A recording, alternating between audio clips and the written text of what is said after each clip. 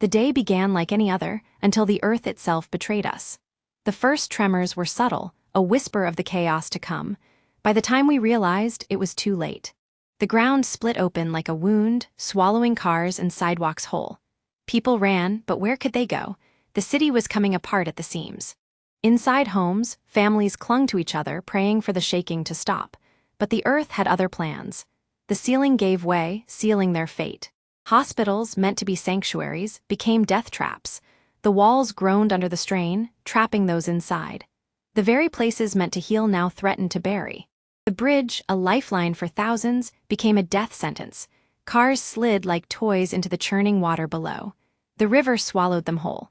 Underground, the subway tunnels became tombs. Water rushed in, filling the spaces where people had stood moments before. The darkness was absolute. In the parks, the survivors gathered, sharing what little they had.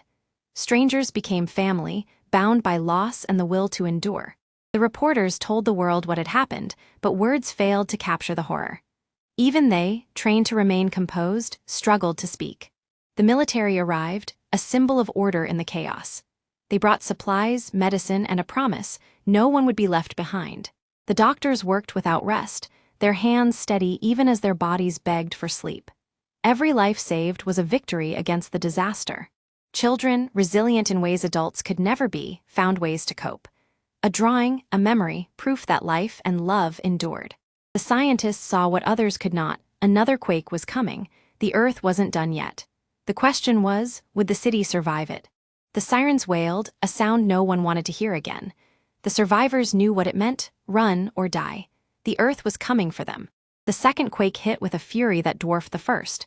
Buildings that had stood barely now fell like dominoes. The city was being erased. Amid the chaos, heroes emerged, four-legged ones. The rescue dogs worked tirelessly, their noses leading them to those who still had a chance. In the basements, the survivors waited, praying the shaking would stop. A baby's cry pierced the silence, a reminder of what was at stake. The firefighters ran toward the danger, not away. They pulled lives from the wreckage, then went back for more. Their courage knew no bounds. From the sky, the fight continued. The helicopters dropped water, a temporary reprieve. The fires were relentless, but so were those who fought them. The volunteers moved through the crowds, offering what little they had. A bottle of water, a blanket, small comforts in a world turned upside down. The stories poured out, raw and unfiltered. The journalists listened, their pens moving, capturing the pain and resilience of those who had lived through hell. The memorials grew, a testament to the lives lost. Survivors came to remember, to grieve, to honor those who would never return. The builders arrived, their blueprints a promise. The city would rise again, stronger. The disaster had broken it, but not its spirit. Children, the future of the city, planted trees where buildings had stood. Life would return, one sapling at a time.